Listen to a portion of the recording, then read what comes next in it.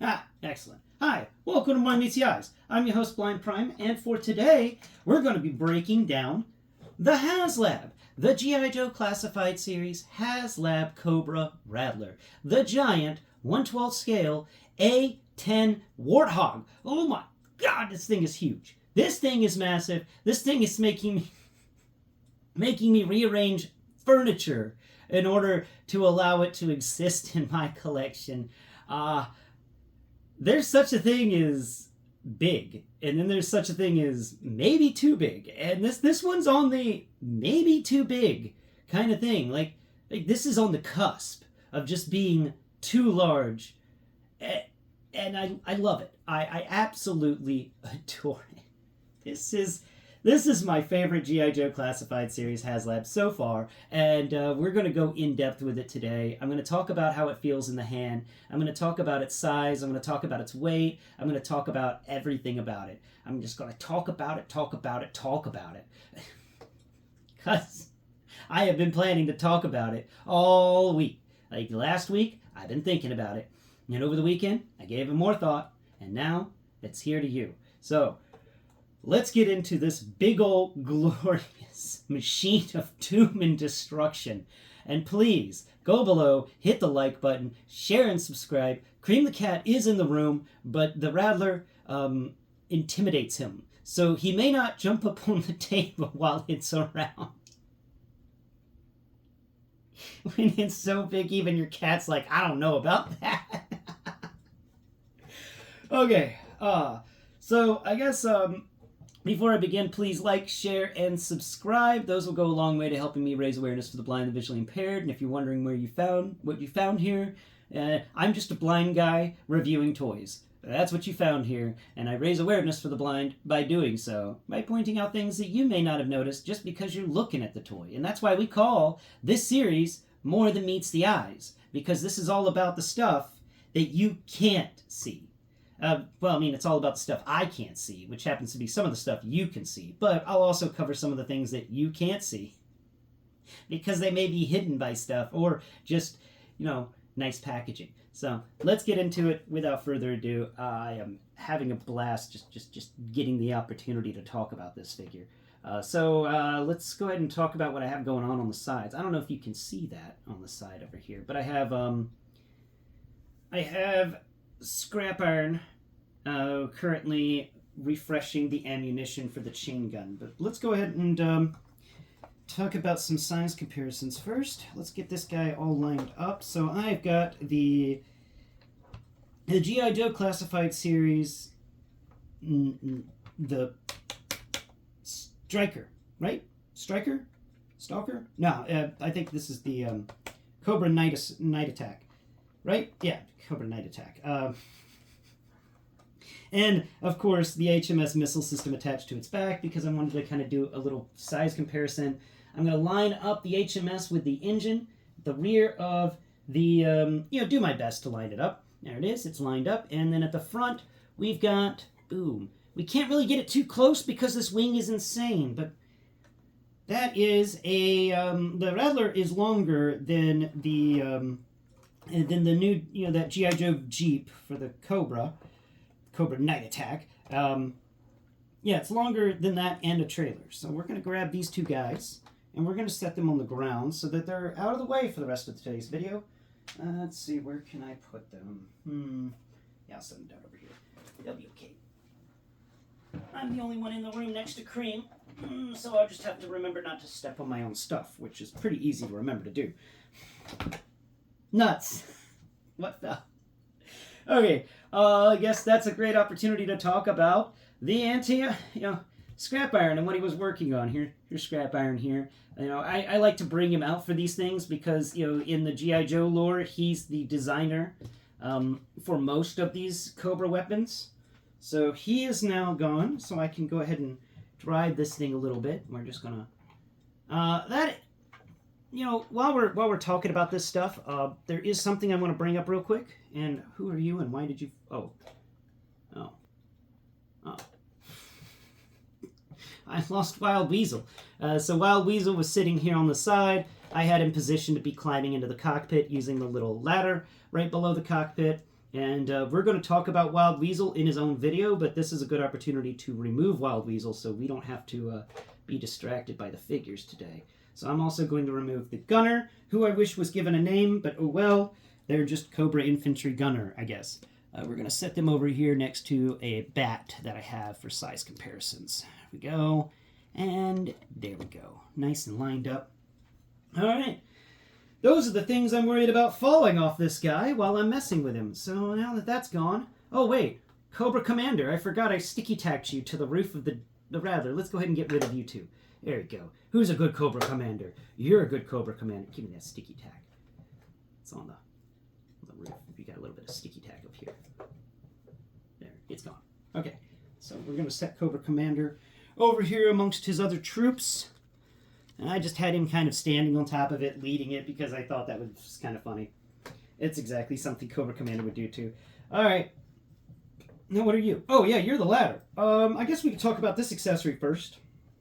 So I just repositioned the Rattler so that you can see the side of the vehicle that that scrap iron was working on. There's a little panel here. And we have this little ladder. Now, I'll mention the ladder real quick, because the ladder is kind of neat. It doesn't really have much texturing going on, which is a shame, I'll admit. Though it does have some good stuff on the sides where it's been attached together. It feels like it's a ladder that's been welded together. But I do wish there was some of that corrugated steel pattern on the rungs. Anyway, there is, if you find the engine on the side of the wing, find the rivets there next to the engine closest to the wing edge. So you're looking at the side of the engine that has the spinny bit in it. And then if you drag your finger around, you're going to find there is a hole. It's a tiny one. You're going to miss it if you're not careful.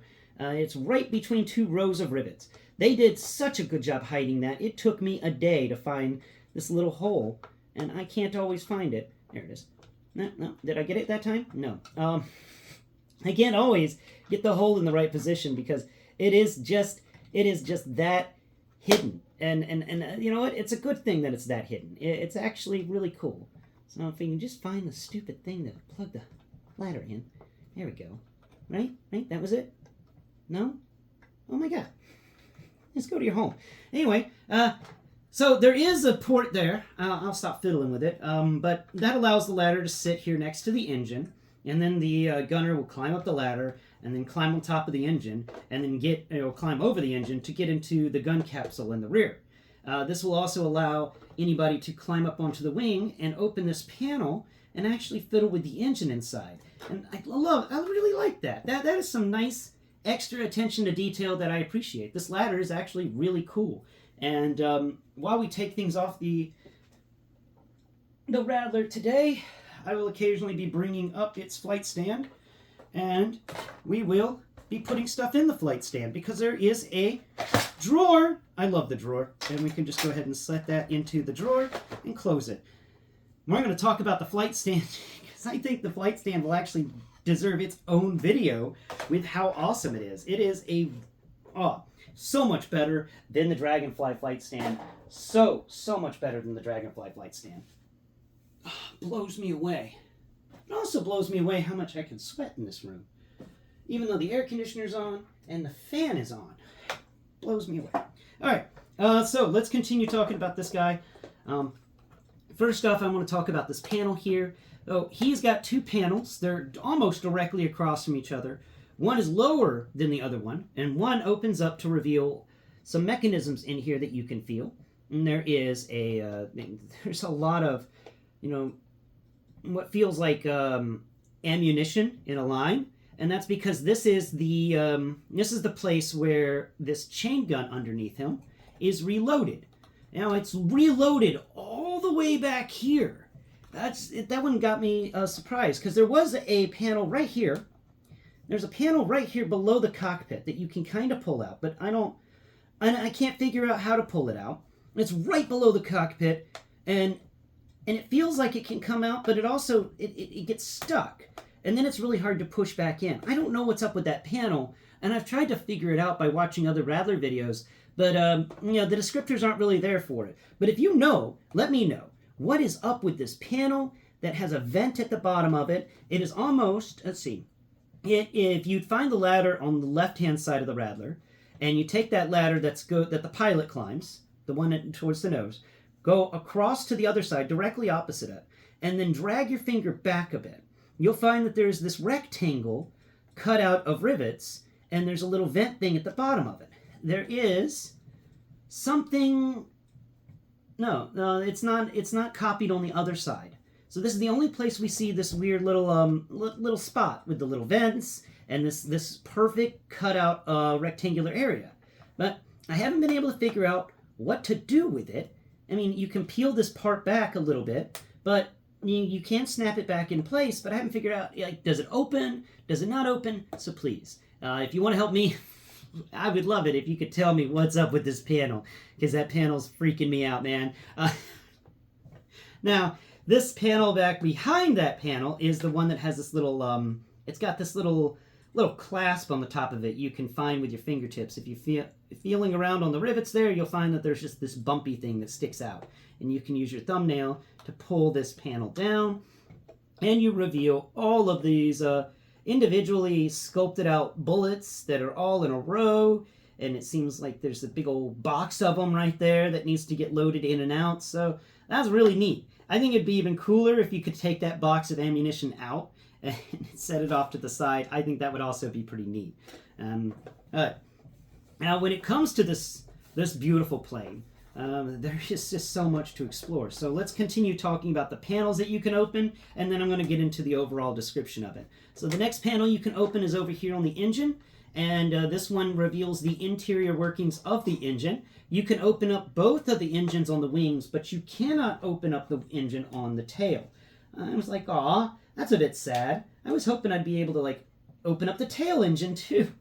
But oh well, these are pretty cool. You get some really great things in here. Let's see if I can tilt the aircraft just a bit so get the camera looking at that a bit better. There we go.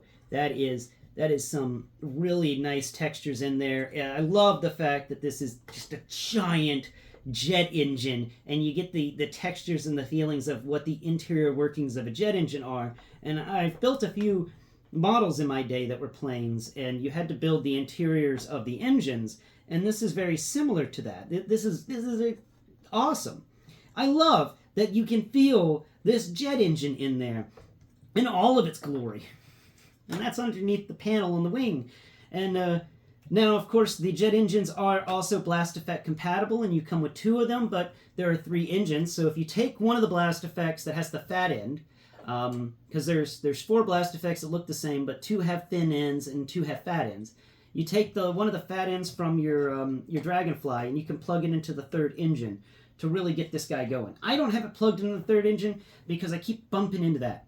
You know, I had him parked every time I walked past the table. That little edge of the blast effect would grab my shirt.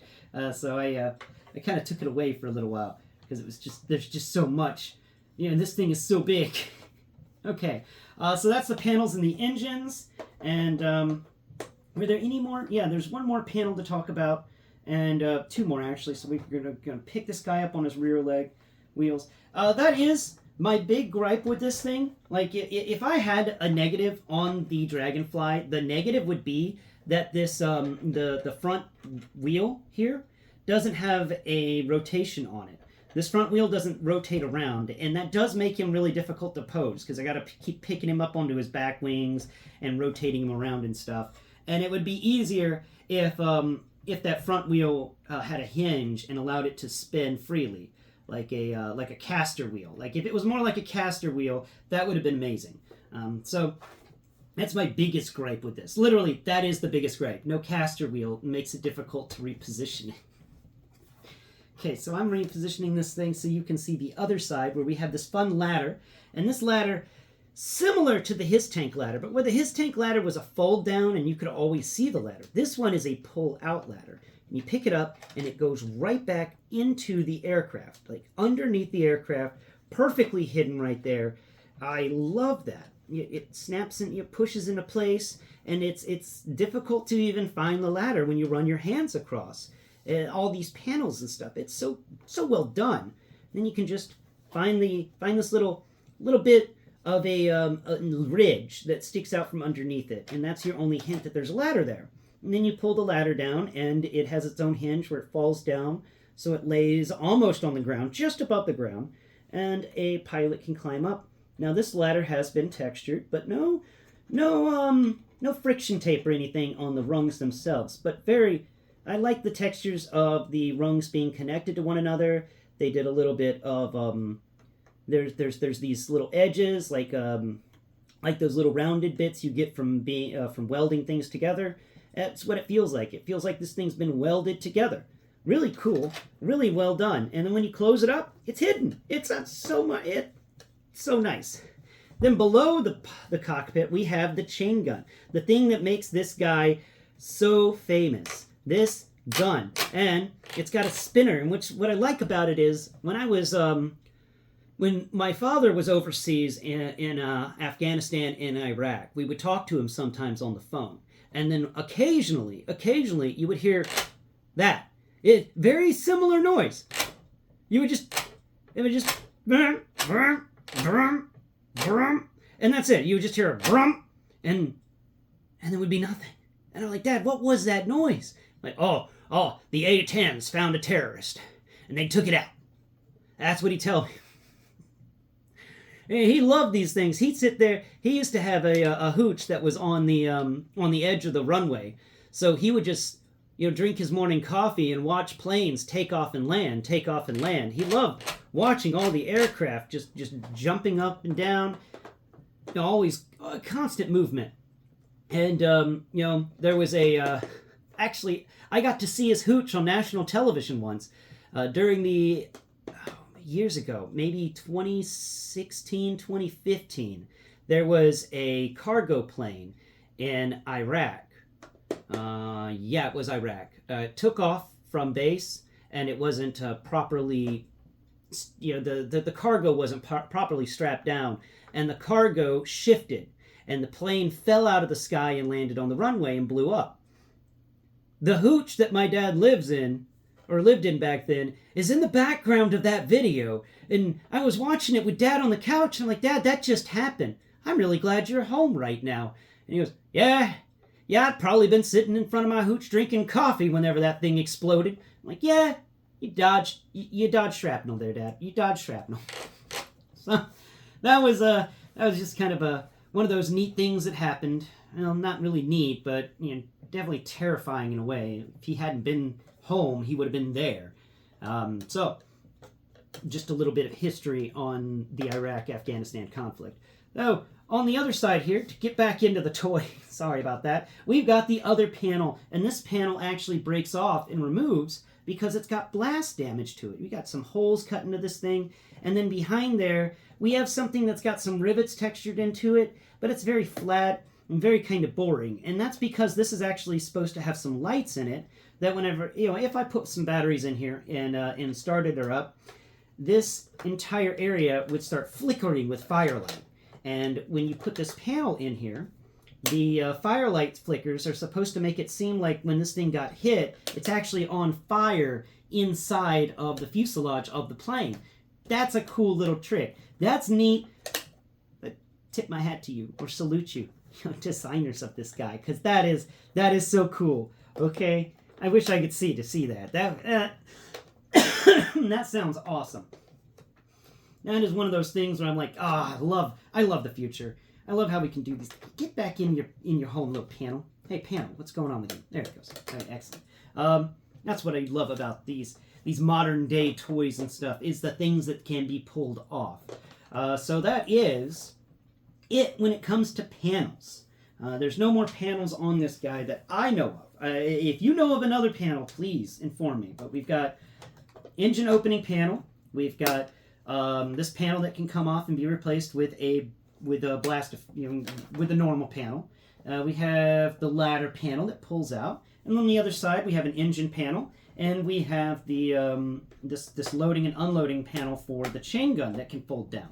That's about it. I was kind of hoping for more panels. I really like the panels. I really think they're kind of fun, and they added a definite depth to this action figure. But that's all that I've been able to find. Now, let's talk about the way it feels, and then we're going to go into the accessories, because I just kind of had him sitting on the landing gear. So I guess first we'll talk about the landing gear. So I'm going to pick him up on his rear real quick. We're just going to lay him up on these back wheels, and we'll talk about the back wheels real quick. So these back wheels are kind of neat. They're two big rubber wheels with a piece of plastic in between, and that's neat. They do their job, but it feels odd to have like a rubber wheel on each side, but then this plastic in the center, and the plastic doesn't really does it rotate with them? Yeah, the plastic in the center rotates with them, and they rotate very well. So I just wanted to mention that's some nice rubber wheels going on there. On the front, we've got a bigger tire, very, very big tire, and this tire is on its own little hinge, and this is the front steering tire. And if I could rotate them around just a bit, nuts. Okay, we'll put, oh, nuts. Let's put those back. Here we go. Almost screwed all that up, but I knocked off some bombs. We'll put those back later. So that is the tires. The front tire has some nice little hubcap stuff going on there. They actually went ahead and riveted that hubcap onto the front tire, so there are rivets in there. And it feels like there's actually words written on the side of the tire, and I'd love to know if those actually are words. Let me know in the comments. Are there words written on that front tire around it? And if there are, what do they say? I would love to hear. So that's the wheels, and underneath him, I'm going to pick him up real quick. You've got this compartment that the wheels fit into. It's not really the best in the world in the sense of, you know, like they didn't texture the interiors of it at all. It does its job and it holds the wheels. But I do say that when it comes to G.I. Joe Classified, I was kind of expecting some textures in here because of how many times they've surprised me with textures, but they didn't put any inside the wheel wells. It's kind of a shame. A missed opportunity, G.I. Joe Classified team. Missed opportunity, but you did a lot. You did a lot, so I'll forgive you that. The chain gun feels really cool. It's similar, but different. Like the end of it is similar, but different from the chain guns we got with like heavy-duty Roadblock and stuff like that. Or the Ram Cycles chain guns. This is definitely a different mold of chain gun, but it's still a chain gun. I do like that. Now, actually, I think this is more of a chain gun. Those were Gatling guns. I don't remember the difference. Anyway, so that's the guns, and that is the compartments. Let's talk about the cockpits, and then we're going to get really in-depth with it and talk about the exterior and all of these munitions and stuff. So let's open up the cockpit, the front one first, where Weasel sits. We can go ahead and take off this front panel. I like that you can take this front panel off, and I really want to get some sort of battle damaged front panel to put onto this. And I get why I like the fact that they gave us the opportunity to switch this front panel out for the cockpit, because you can just take that out, and that means that if I wanted to go to Gridiron Studios or something like that and get a battle damaged version of this panel, I can replace it quite easily. And the customization of this product is one of the reasons I'm loving this guy. This guy is far more customizable than than the Dragonfly or the His Tank. They really, really gave this one some thought. Like this has got a lot of thought put into it. So that's the front cockpit area, and I like the fact that it's a different piece and you can switch it out for battle damage or something like that. Now in the interior of the cockpit, how it feels in the hand stuff, I mean, if y'all want to look, y'all can find somebody who takes the camera into the cockpit here, but I'll tell you how it feels. I do like how we get the faux leather feeling for the back of the headrest. Actually, that's not leather, that feels like maybe it's wool or something. It's really soft feeling. So he's got a nice soft headrest he can rest his head against. Down here though, we get what feels like a leather seat, and there's we get some, I wouldn't call it leather because there's no wrinkles. So maybe a composite material seat. But it does feel great, and we got the line, like the lumbar support area, the middle back support area, the upper back support area, all there. We got some ridges on the sides that are meant to be more cushioning, because whenever he goes really fast, he's got to sink into this seat a bit. So the seat's designed to take his weight under multiple G's, and that's a really well designed seat. the seatbelt here, they listened to us when we complained about the seatbelts on the Dragonfly and how thin that plastic was and how we all worried we were going to break our seatbelts because they went so thin with the rubber on the seatbelts for the Dragonfly. They fixed that here. These seatbelts are thicker and the connection point for them is much stiffer. So you don't have to fight to get this thing plugged in. I just plugged it in. I didn't fight at all. I didn't get two hands involved. I just plugged it in with my thumb and forefinger. And that is what you want. Now, unplugging this thing is a pain. I'll tell you that straight up. But now you got it unplugged. And it is easier to unplug this thing and plug it back in because they went for a harder material on the male connection port on this thing. And that is what I was really hoping they would have done with the Dragonfly. And it's kind of annoying that they didn't. Now, this isn't a 5-point harness, but it is a pretty good one. And you got two, shoulder straps that go down, and then that one strap that comes up from between the legs. Furthermore, in here, where his feet lay, we've got a couple of pedals sculpted into the plane. And this is actually kind of funny. They're shaped like boots, so you got kind of the top part of the boot, and then you got the rear bottom of the boot on each side. It doesn't go up into toes. It's just a square with a rectangle on top of it. And that's kind of what it feels like in there. And then we've got this radar dome that's supposed to backlight. Really nice. We've got some more little televisions on either side, little screens to tell him all sorts of displays all over the place in here. And interestingly enough, this is a plane that doesn't have a yoke. This plane has a left-hand little mover. It's a little joint that moves back and forth that his left hand would hold. And then on the right hand, we've got the joystick for his right hand. So he controls thrust with his left hand, and he controls direction with his right hand. Kind of like if you're playing a video game and you're gonna aim with one hand and shoot and move with the other hand, kind of thing. So that is really neat. I was thinking that it'd just be it would be a yoke, a joystick, but no. There is a joystick, but there's also this throttle, and then you got the pedals in there. Like that's cool. That is an attention to detail I just love about this stuff. Like, you didn't have to put the pedals back there, but you did. And see, that's the stuff. Nobody's ever going to see that, but the blind guy who puts his finger in there. And there's even textures on the bottom that make it feel like the underbelly of a snake. That's how those textures. That's what screams to me whenever I'm feeling these textures on the bottom, an underbelly of a snake. It's really, really quite neat. Okay, so that's the cockpit there, the front cockpit. Very cool. We're going to close this windshield. Now, I talked about the panel that you can remove, and this panel's actually got some fun rivets on it. We got rivets going up and down the sides. We've got really nice textures on this thing, and I am a big lover of rivets, and this thing is chock full of them. But the front windshield has rivets and reminds me of the G.I. Joe Classified windshield replacement that you could get for the His Tank, because you could get classic His Tank, or you could go the G.I. Joe Classified route, and that had more rivets on it, and that's the one that I keep because I like my rivets. I really like the rivets, and I really want you to know, guy who spent hours on end, you clicking rivets into existence on the program, I want to give you a big hug, because I really appreciate your work right here, mate. This is good stuff. Okay?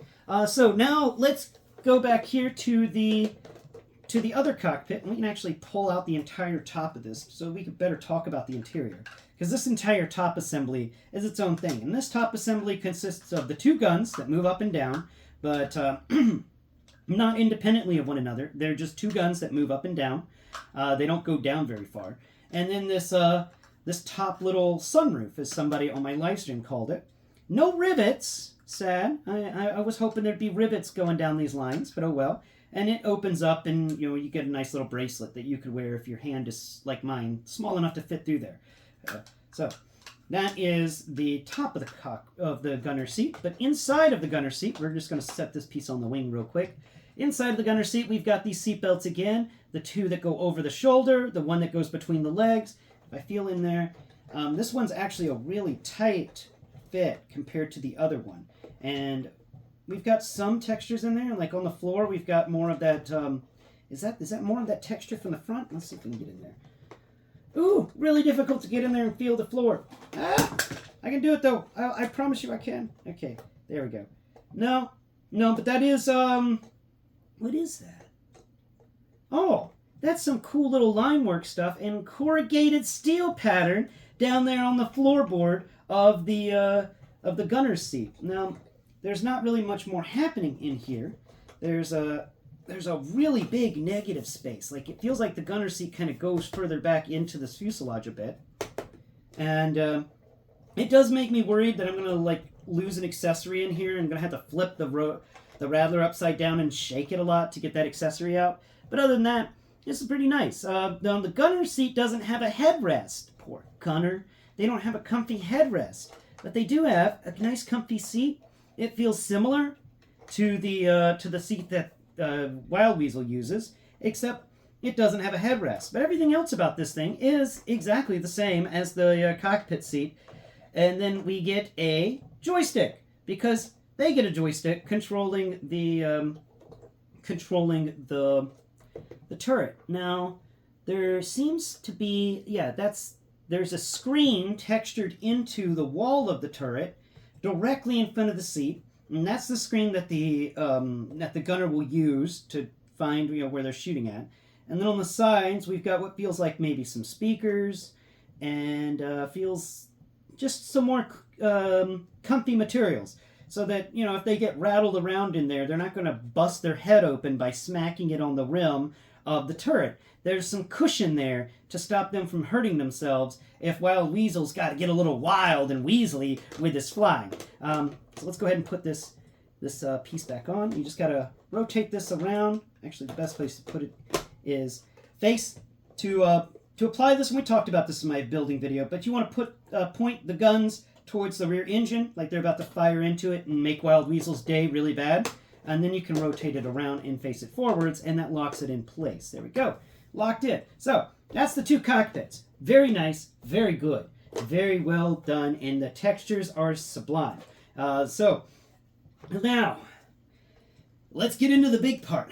Let's talk about this thing from nose to tail. Okay, so the nose of this thing is very well done, and it doesn't have any rivets on it. It feels like its own piece of steel that's been folded on top of the nose of everything else. Because the way these rivets go on either side, it feels like they even continue underneath this piece of molded on nose cone that goes on top of everything. So all the rivets are riveted in, and then this thing is put on top to just kind of seal the deal.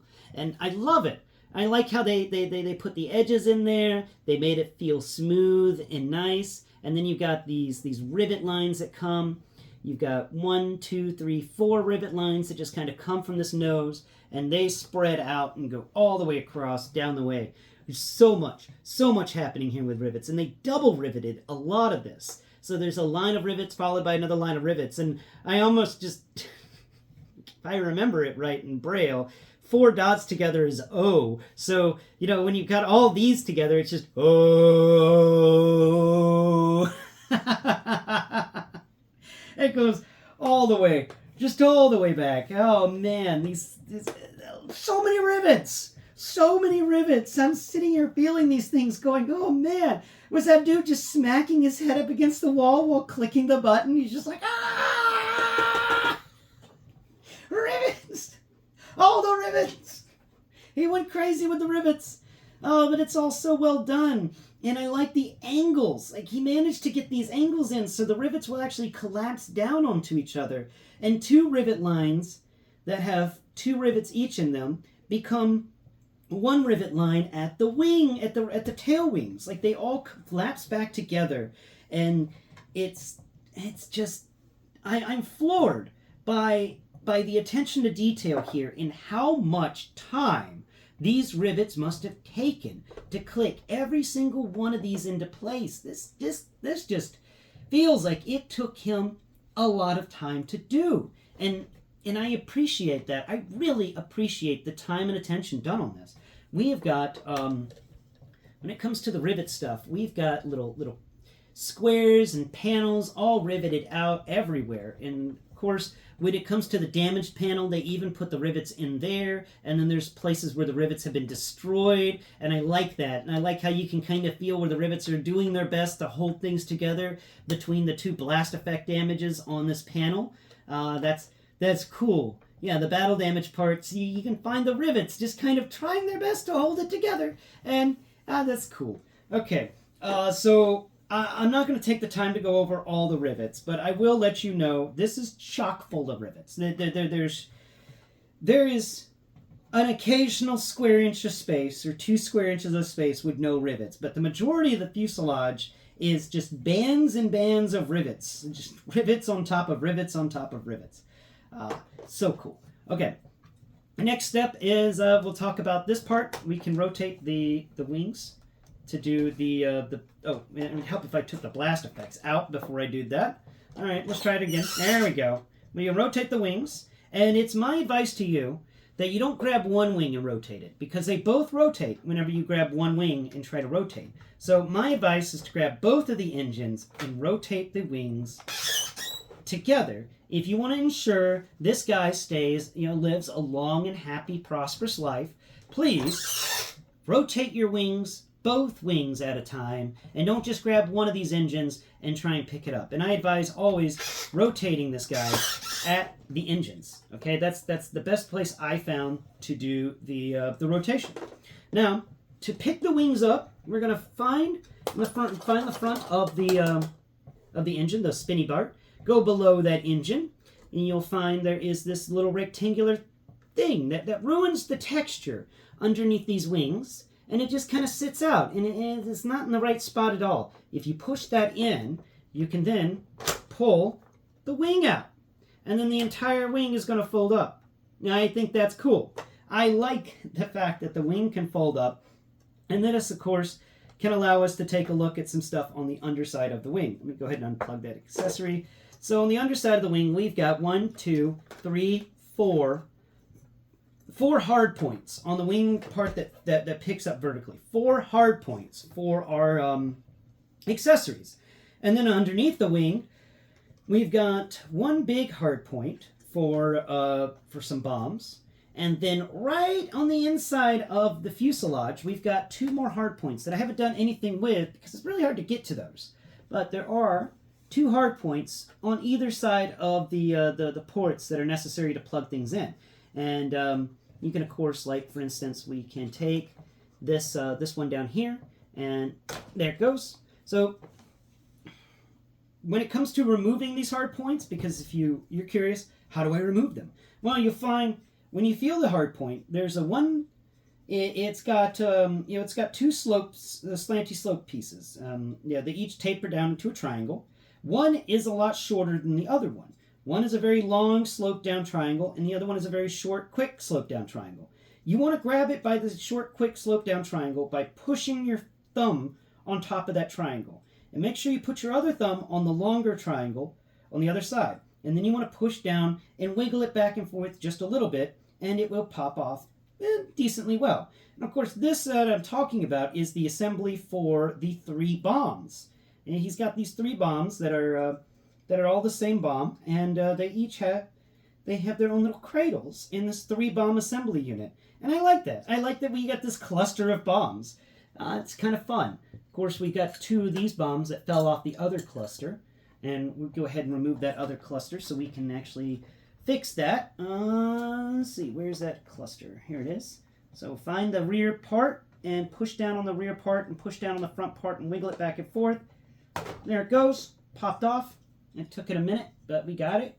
Or a second. Now let's go ahead and put these bombs back into place.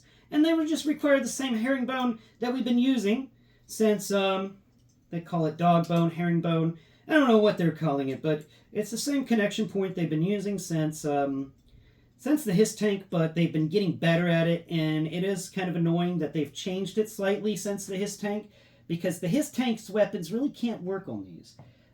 But the Dragonfly's big missile can, and that's actually what is right here at the very end of the wing. This, come out, is the missile that came with the Dragonfly.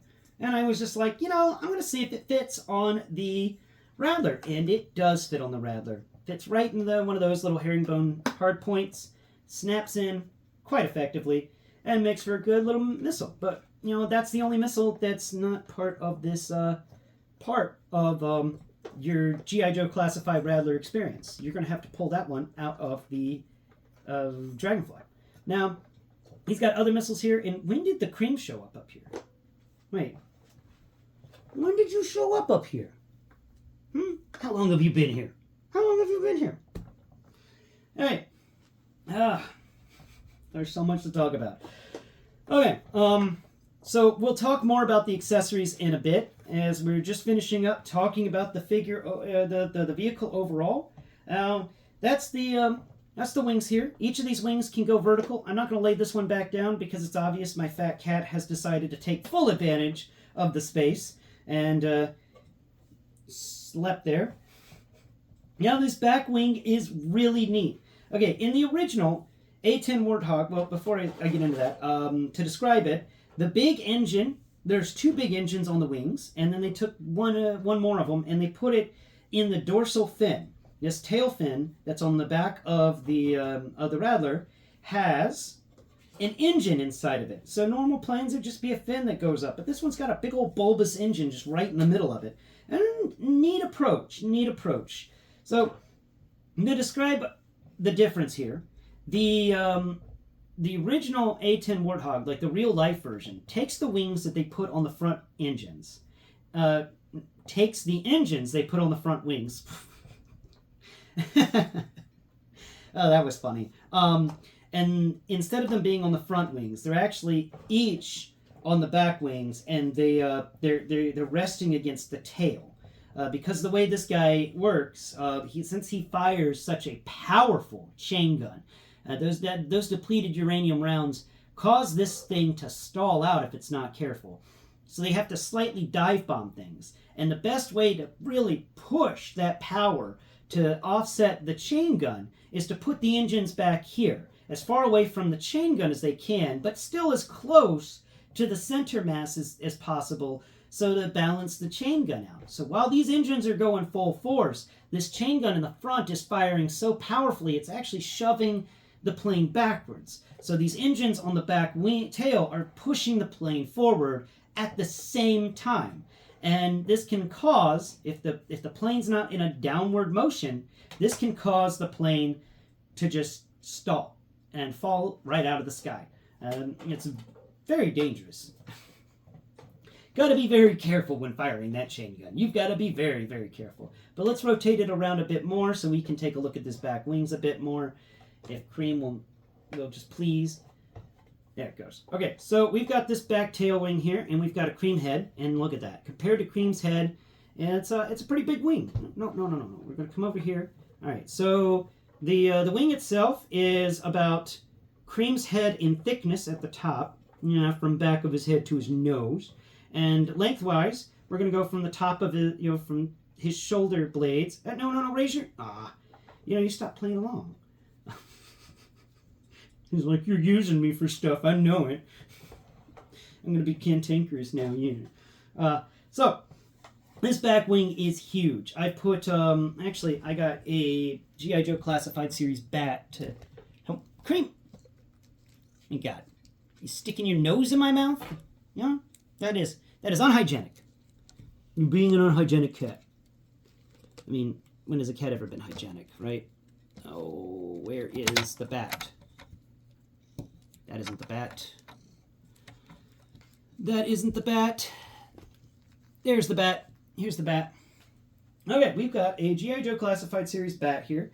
And I like using the bats because the bats are easy to get a hold of action figure these days. So I'm going to position the bat on the back wing, and we've got that the tip of that side wing goes to his shoulder blades. And if we lay the bat down on here, we're going to lay him down, we can see that from fuselage to where that wing goes vertical, it goes vertical right at his shoulder blades. Kream, you're sitting directly in front of where I'm talking about. You're making it difficult. You're making it difficult.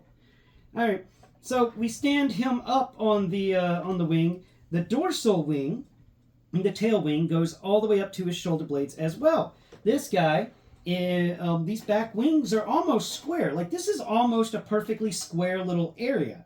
Close, but not quite. But still, it's close to being a perfectly square little area. I do like that. Now, if we put him on the back side of the wing, we can find that this vertical wing is actually about 6.5, maybe 6.7 inches tall. Almost 7 inches tall because we lay his feet at the bottom and his head doesn't quite reach the top. That is really, really a big wing. You know, we're going to compare him over here to the side to show you how deep the fuselage is or how tall it is. From the bottom of the fuselage to the top of the fuselage, we go the length of his legs. The top of the fuselage is right above his belt line for the bat. The width of the fuselage is the exact, is from his feet to his belt line again, width-wise. Very nice. Underneath it, let's see, is that the same length underneath it? It is. It is. It's a nice little, like, rounded area. That's good. I like the sizes of everything. The cockpit is 1 bat long. So from the tip of it to the end of it is about 1 bat in length. The engines themselves are about 1 bat in length. Actually, yeah, no, they're about 6 inches long. I think it'd be cool if we could take them off and like position them on stuff. And then we look at this wing here, and we've got, wow, it's just so big. Oh man, it is so ridiculously large. This is just massive, and all the things he comes with. We've got not that missile because that's the Dragonfly missile, but we got this missile here. It's thicker and fatter than the Dragonfly missile, and it's got bigger, wider fins on it. And then below that, we've got something that makes me think of a Saturn V rocket because it's fat at the bottom and then it tapers down and goes really thin at the top. I don't know what world this rocket's used for, but it's huge. And it's fat too. And then we've got a cluster munition under here. We've got a bunch of little missiles that Kream's bulk is hiding, that are on their own little area. And that's similar to what the Dragonfly had. And that also brings me up to another point that I noticed while fiddling with the Dragonfly in this. A lot of the Dragonfly's weapons are only for the Dragonfly, and that's a shame that they used that special hard point. And I really, really appreciate that there are individual hard points being used so that we can use these missiles with their dog bones, but we don't have to worry about special, only having a missile used for the Rattler, because these hard points change the game. They make it where you can actually attach things to this. And then the hard point itself, this weird little archy thing, is specific for the Rattler. And I like that. I wish the Dragonfly had done something similar like these hard points. And then, all the weapons for the Dragonfly could just be, thrown up on the Rattler. Because I like the Jester missiles, and I was really hoping to put them on the Rattler, but you can't with how the Rattler, the Dragonfly's connections work. And it's kind of a shame. So, those are the side missiles there, and we've got these 2 blast effects that I'm just going to put over here for now. And, got really not much else to talk about with this guy. The textures of him all over, bottom, around, it's just everywhere with this thing. This thing is everything I wanted in this type of action figure. And now that he's gone, I can go ahead and lower this wing down. Light. And that's actually something I need to show you. So you can actually, when you pull this out, the wing goes vertical, or you can just kind of have it flattened down. And that's going to allow you to do some, some nice little images. Like you can cover this up with like smoke or blast effects, this big gap here, and then maybe put your Maximum Series Hulk holding the wing, like Hulk just straight up broke the wing of the Rattler. And I like that. The ability for this to fall down gives it more versatility in picture taking and stuff. You can have this really cool, or you can have it hanging from your ceiling and flying with that wing broken, and this thing's about to crash, and it could just the amount of things you can do with this thing is pretty cool. But you just line the wing up with the other piece of the wing, and then you push it back together until it clicks, and it's going to do a nice click, and then that button down there is going to be pushed out, and you'll be able to push that button back in and unclick the wing and fold it back up. Whew. Oh wow. Okay, so we're gonna I'm going to go ahead and move this guy around just a bit more. We're going to slide him over here so that we can talk about the flight stand finally and some of the more things that come with him that are actually on the flight stand. There we go. Nice and put away. Let's go ahead and close this wing up just to give ourselves a little more space. Pull this wing out. There it goes. Pull that up. Okay, we're going to do the same with the other side just to keep it even. Push that button down, pull that wing out, and fold it up. And there it goes. There we are. I think that looks nice. Okay, so let's finish with the flight stand that I put somewhere down here. Kream, do you mind? I'm in the middle of something. Get out of the way. Get out of the way. I got a flight stand here. All right. So the flight stand for this guy came with another piece. There it is. Here's a big boxy piece for the flight stand. And this big boxy piece will fit on top of these four posts at the top of the flight stand.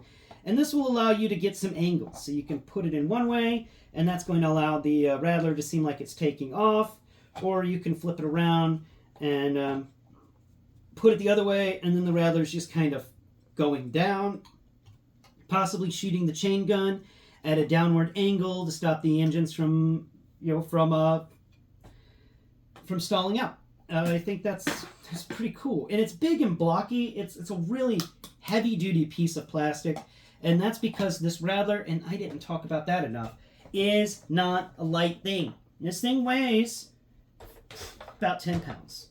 It is not light. No, it weighs about half as much as Kream weighs. And the flight stand here actually weighs about 2 pounds. And that's because they did a good job weighting the bottom of it. They really did.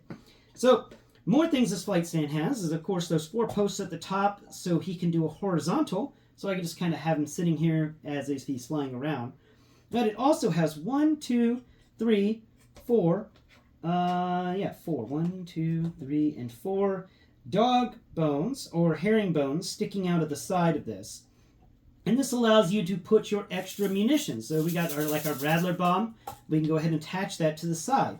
And this is the thing I've been wanting. All right, you know where my extra dragonfly pieces are? They're in a box because they didn't give us anything like this. I wish that the dragonfly stand was so much better than the dragonfly stand is. The biggest part that I just despise about the dragonfly stand, because I really don't like that stand, is the fact that the interior is sloped. Why did you slope the interior of the dragonfly stand? I put a weapon there that came with a character, just kind of hide it from view, and it slides down the slope and falls on whatever it is. That slope shouldn't exist. That slope should not have existed. You should have given us something to keep the dragonfly extra pieces in. And I was like, oh wow, this is going to be a nice place. Nope, not with that slope. So I'm really happy that they finally got the message with the Rattler whenever everyone in the G.I. Joe community is going, hey, we need storage. We're screaming, we need storage. We have signs up everywhere screaming, we need storage. Give us some storage, Hasbro. Give us some storage, G.I. Joe Classified team. And they finally listened to us with this Haslab. With the Rattler Haslab, we finally have storage. We got this nice storage drawer in the bottom of this really cool thing. And we've got these storage locations for the missiles. So he's got 4 storage locations on the sides for munitions that are too big to fit in the drawer.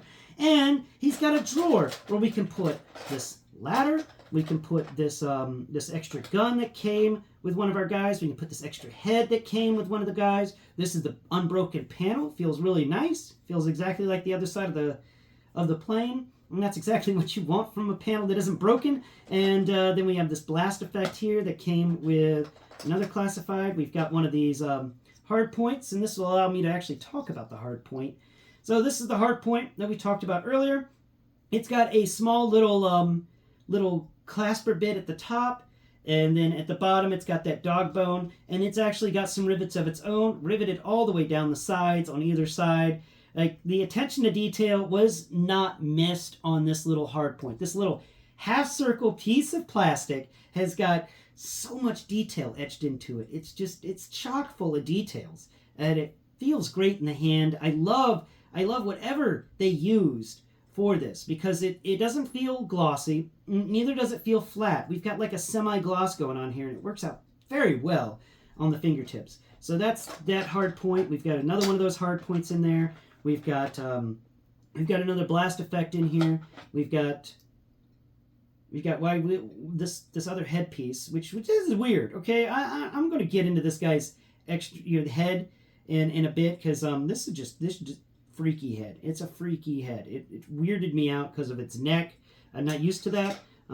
See, we got this. Oh yeah, this is just a helmet, so we can actually put the helmet on this head. Can we? Can we put the helmet on that head? What's going on with this helmet? Oh right, we've got the face mask thing on that helmet, but we can just kind of slide the head in there. There we go. Yeah, it's nice. Hide that face. Okay, it's a face only a mother could love.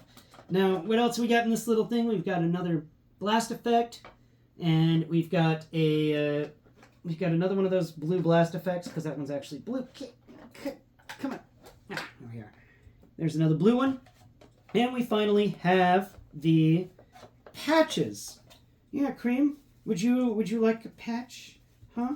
We can glue one right here on you. Yeah. Yeah, and we can put another one right here on your other side. What do you think, huh? What do you think? Patch on your back, huh? You want a tramp? Look, this one's shaped like a tramp stamp. We can put it right there, right above your back tail. What do you think about that, Kream? Huh? He's like, I'm not a tramp. Oh, we got so many cool little patches. Like these are really neat. And it is annoying that one of these patches had a mauler on it, and so we all were expecting to get the mauler or the MtMtE this year, and instead we got the snowcat. The snowcat. Somehow, that's apparently a very famous, popular toy for a lot of people. But for me, no. Never had the snowcat. Never had any interest in the snowcat. I think it snowed maybe 3 times in my entire life. I've seen snow maybe a dozen times, like in real life. So, not really, me and snow, not really a big thing for me. Let's go ahead and put everything back in here. I just like how much stuff you can put into this storage spot. This is really well done. Oh, and these are the little things that fit onto the, we'll talk about that on the day we're talking about the figures. I don't want to go too in-depth in today's video. It's already taking up so much time. It's already so long. Is that all the stuff? Yeah. And we can just go ahead and close that drawer back up. And it fits nicely. And another part about this drawer that made me very happy is if you spin this around, you don't get a drawer. There's still a drawer. You could push that thing out. But the back of the drawer has been cut out. So you can actually reach your fingers in here and pull out this patch, for instance. And that's something I really appreciate, because sometimes whenever you have a drawer like this and you try to over-cram it, there may be something that gets stuck in there. And then you're sitting here with your expensive flight stand with a stuck drawer that has all your expensive accessories in it. And you're like, but the drawer is stuck and I can't. But they thought about that. They cut the hole in here so you can bring your hand in there, or you can put a little bar in there and shove everything down that may be getting stuck on the waffling that's on the underside of this little mat area for the flight stand. And that's one of those, one more time, attention to details that I absolutely love about this series of toys. These little things, this attention to detail here, this thing where one of the designers went, hey, what if that drawer gets stuck? It'd really be nice if there was a way so that it wouldn't get stuck, or a way if it does get stuck that the person who owns it can easily fix it without stressing. Somebody asked that question and somebody designed it. And 2 thumbs up from me, 2 thumbs up from this blind man for giving that thought, giving it an idea, putting that to paper and actually planning it out. That was so well done. I'm just amazed by it. Now let's talk about these blast effects real quick, because there is something I wanted to mention about this blast effect. And let me grab the dragonfly one. I think I have stored it down here somewhere. Where's that dragonfly blast effect?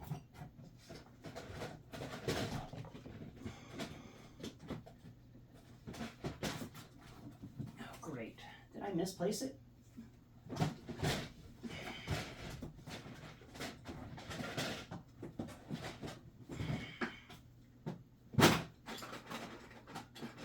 Huh. All right. I don't know what I could have possibly done with it unless I put it in this chair here. I did put it in the chair. Okay. here's the dragonfly blast effect. The missile effect, where you plug into the back of the missile, and then you plug it into the herringbone. And here's the one that came with the Rattler. They both are the same length. They both feel very similar to one another. The Rattler one feels like it may be made of some higher quality materials, but the Dragonfly one is the better blast effect. And the reason why, this one for the Rattler, if I can find its herringbone spots, there they are. So if I plug it in to its to its spot, it's just going to kind of hang there, and let's just showcase it. You know what? We've got two of these extra hard points just kind of hanging out here, so we can showcase what I'm talking about here. Because I really want you to understand that if you have the Dragonfly, please try to use that one's blast effects because they look a lot better. Okay, so here is the hard point for the Rattler, and then here is the blast effect that came with the Rattler that goes on the end of a missile. And you see, you know, a nice fiery effect hanging out right below the hard point. Now that's okay, but with the Dragonfly, they cut a channel into this. So it's big, long channel. It's actually really easy for me to find the herringbone because it's right there. But whenever I plug this in, look what happens to the hard point. Look at that. It falls into that channel, and it makes it look like the fire effect is actually coming up and is surrounding the edges of the hard point, and I think this looks better. I think the Dragonfly blast effect looks so much better with the Rattler's hard point. It is just so nice. It comes together excellently. And hi, Kream. Yeah, we're almost done here. We're almost done, Kream. But I wanted to point that out to you. If you were wondering, like, what's the difference between the Dragonfly's giant blast effect that goes on the back of the missile and the Rattler's giant blast effect that goes on the back of the missile, the Dragonfly's has this fun channel cut into it, and the Rattler does not. And I don't know why they didn't cut the channel into it. Why they just didn't give us the same blast effect again. Because it looks so much better when it's the Dragonfly one and not the Rattler one. At least in my opinion. Let me know in the comments below. Actually, I'll get out the second thing so we can actually get a good idea of these guys sitting right next to each other. Where's that second one at? Of course, I'm looking for it, so I'm probably not going to find it in a timely manner. Because, you know, that's my luck. It's always been my luck. Let's see. Okay. All right. Of course, you're probably all the way back here in the back of the drawer. Yeah, it is. And you pull it out the back of the drawer. There it goes.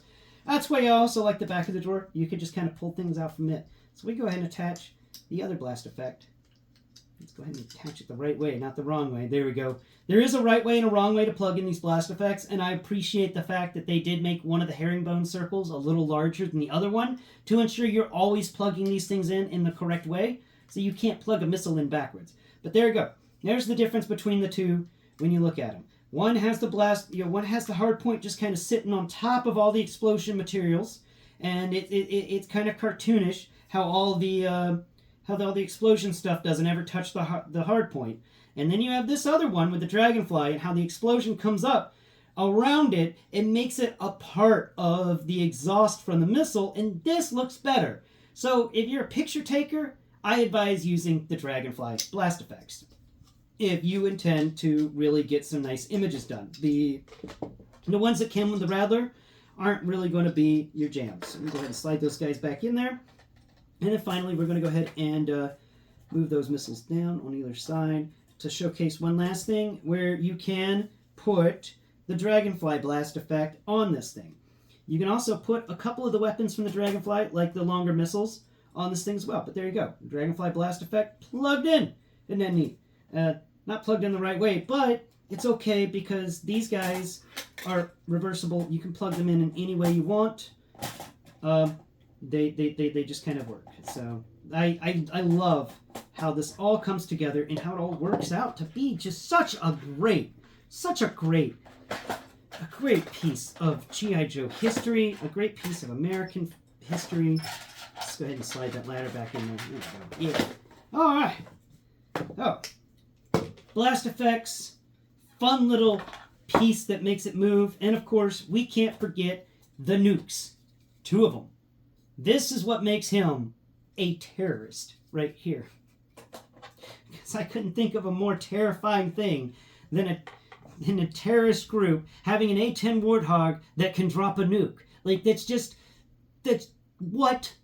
Why does Cobra have that? Who gave Cobra access to those things?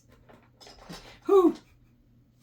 Oh, but final grade time for the Classified series Haslab Rattler itself. Not talking about any of the figures that come in it, just itself plus all of its accessories.